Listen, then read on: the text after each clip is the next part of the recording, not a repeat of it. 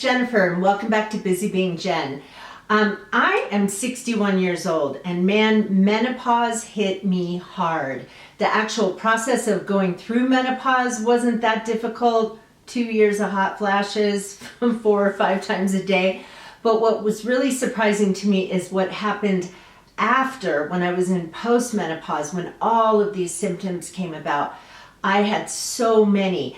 I ended up with continued hot flashes and night sweats occasionally, hair thinning, dry skin and hair. I had fatigue, forgetfulness, lack of motivation, extreme lack of motivation, joint pain, sugar cravings. I mean, all of this stuff. I've actually linked 2 videos that I've done before about menopause in the space below, so you can check those out. I did try estradiol patches for 3.5 years, and while that helped a little bit, honestly, it just wasn't enough, and I was always searching for something else. And then I came upon hormone replacement pellets, and that changed everything for me. So hormone replacement pellets have really just been a game changer for me. Now that I have been on them for a year, I have improved memory, I have healthier, thicker hair, I have a balanced sex drive, no hot flashes or night sweats, but most of all, I have tons of energy. Now, hormone replacement therapy is not for everyone. You may have a condition that precludes you from being able to use this. Certain kinds of, if you're a breast cancer survivor, certain kinds of breast cancer, you can't have estrogen for sure. But as far as I know, I think everybody can get testosterone, and that's part of what you can get in the pellets that makes so much of a difference. And you might be thinking, testosterone? But you know, it's a little known fact that women's bodies produce more, like we produce more testosterone throughout our lives than we do estrogen. Yeah. The problem is it starts to decrease when we're in our 30s, and then by the time we hit 50, then both our estrogen and testosterone have tanked, and then we feel awful. But all that to say, it's always best to check with your doctor if you have something that you think might be adversely affected by using hormones. So how the whole thing works is you find yourself a provider. I am using Pellets, and that's a company, and there are other companies that make these hormone pellets. And so if you're interested in going that route, you can go to the BioT website. I'll put it for you right here. And then there's a place on the website where you can look for providers, and you just put in your zip code, and it will say anybody who is a provider. So the providers should be doctors or nurse practitioners who do this, and you can just ask them about the benefits, drawbacks for you, whether it's the right thing for you or not. But how this works is you start with a consultation. They will always ask you to come for a consultation, and then they'll have you get blood work because they want to see where your estrogen and testosterone is. So a lot of people just get testosterone in their pellets. I get a tiny bit of estrogen in mine, but a lot of people just get testosterone. There's so many protective benefits to testosterone. There's so many systems in your body that are protected by having that in your body. I mean, estrogen has some of those things too, but there are always great benefits in addition to the fact that it gives you tons of energy. So you get your blood work so that the doctor can kind of create the treatment plan that is best for you. And I'll tell you that I said that I had been on an estradiol patch, that's estrogen, for 3.5 years. When I went to get my blood work after my consultation, the doctor said, make sure that you don't get your blood drawn within 24 hours of putting on a new patch. And I forgot, and I went and had my blood work done at exactly the time I wasn't supposed to. And even still, even with a fresh estrogen patch on, my estrogen level was at less than 5, which is basically considered undetectable. My testosterone level was less than 3. So no wonder I felt like crap, because I had nothing going on in my system. So after that, they can then figure out what would be the best dosage for you. BioT in particular offers a free booster if you get the pellets and then like a couple months in, you're just kind of not feeling as much of a change as you would like, and then they will have you come in and insert more pellets until they figure out what's the right dose for you. And that booster is always free. So the procedure is an in-office procedure. All they do is they have you come in, they numb you up with lidocaine. That's the most painful part of the whole process because lidocaine stings.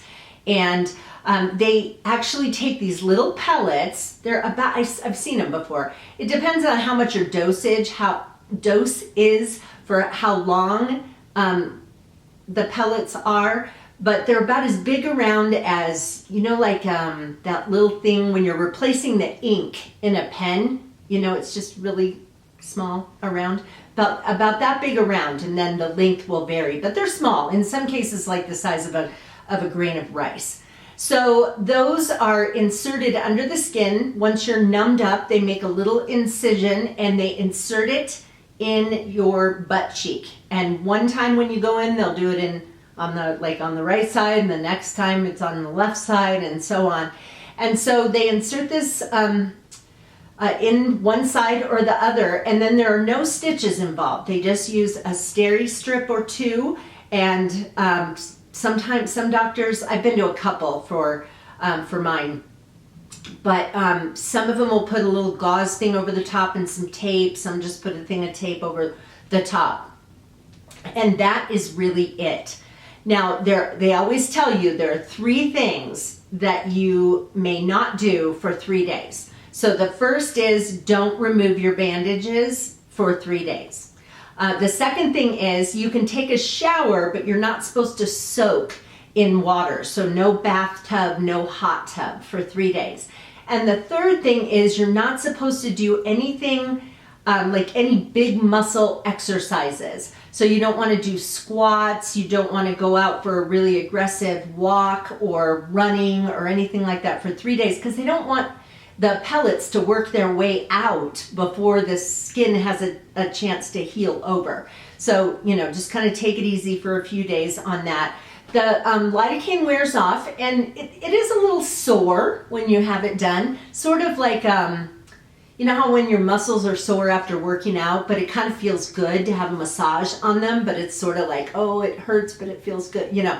Anyway, it's kind of that sort of thing. You'll feel a little bit of soreness, and the soreness goes away after. I had mine done, when did I have it done? Just over a week ago, and I can still feel where it was, but it's not bad. Within a couple weeks, you won't even remember which side you got the pellets put in. So the pellets are designed to release the hormones gradually over time. And for most people, the pellets last somewhere between 3 and 4 months. It really depends on your metabolism and how often you exercise. So if you are an avid exerciser, then you're gonna go through the pellets faster. If you have a fast metabolism, of course, you're going to burn through it faster. If you have a slightly more sedentary lifestyle, you might be able to go to 4 months. So let's talk about the downsides, because there's always something, right? So the biggest downside to hormone replacement pellets, as opposed to a patch or some other kinds of hormone replacement therapy, is that most insurance doesn't cover it. Yeah, that is a bit of a drawback. So it's not cheap. It is a bit of a commitment, but not a commitment over time, because there's nothing that says you have to get your pellets again at 4 months. If you want to wait in between, you could. You're going to go back to feeling lousy, but you could space them out however far you want based on your budget. So I had a doctor in Florida where I was getting pellets, and then I recently found a provider in my own town, but before that I was seeing another doctor. All that to say, everybody seems to charge a different price for these. So my doctor in Florida charged $375. So that's every time you get it done, $375. It's not $375 a month. And then the doctor that I was seeing in the interim charged $350, and the one I'm seeing now charges $400. So you're probably saying, why wouldn't you go to the one $350? Well, I had to drive a couple hours, so it's easier to go to somebody in town. So it's going to be somewhere between $350 and $400 every time you get it done.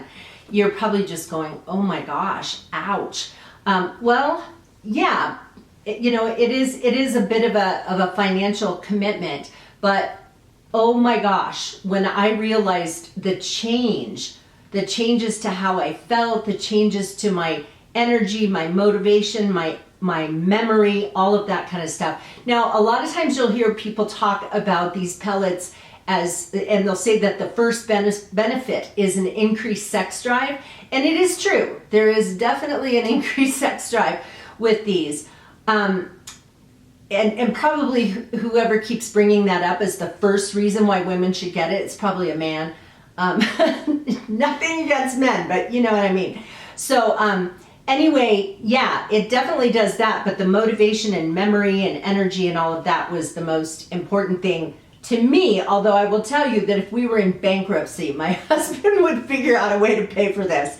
The other drawback, and there really is just one other drawback that I can think of for me, is that it has caused me to have a few more hairs on my chin. So I spend a couple seconds every morning just kind of checking and pulling out some hairs. It's a little annoying, but you know what was really annoying? Just sitting on the couch all day and not having the energy to do anything. So even given the drawbacks of the money and the close relationship I've developed with my tweezers, I will do this over and over and over and over again, because it has absolutely changed my life. I went from feeling so bad and not understanding my symptoms and not knowing what it was and thinking I had some kind of terminal illness, to then realizing that this was normal and menopause. But do I really have to live this way for the rest of my life? I was unwilling to accept it. And let me just say that a lot of doctors, including my own gynecologist, they are not up on current menopause treatments, issues, whatever. A lot of them are still holding on to that misinterpreted Women's Health Initiative study that said that hormones cause breast cancer, and that was a misinterpreted study, and it has been put out there over and over again that it does not cause breast cancer. In fact, there are many protective benefits to both estrogen and testosterone. I don't know offhand which ones are caused by which thing, but your heart, decreasing the likelihood of stroke, decreasing your likelihood of Alzheimer's disease, just so many. Osteoporosis, decreasing that. There's so many benefits to the presence of estrogen and testosterone in your body. One thing I do want to say is that if you still have a uterus, you need to make sure that your doctor also puts you on progesterone. If you're getting estrogen, if you're just getting testosterone, you don't have to worry about it. But if you're also getting estrogen in your pellets, you need to take a progesterone capsule, because you don't want the lining of your uterus to thicken, and then because you're in menopause, you have no way to shed that lining, and you could leave yourself open to uterine cancer. So I do take a progesterone capsule every day. The other thing I want to mention about doctors who are not up to speed on some of these things is that they will often say, well, hormone replacement pellets are not FDA approved. Okay, let's talk about that briefly. So the hormones themselves that are going into your body when you get the pellets, those are FDA approved. What has not been FDA approved is the method of using a pellet to put the hormones in your body.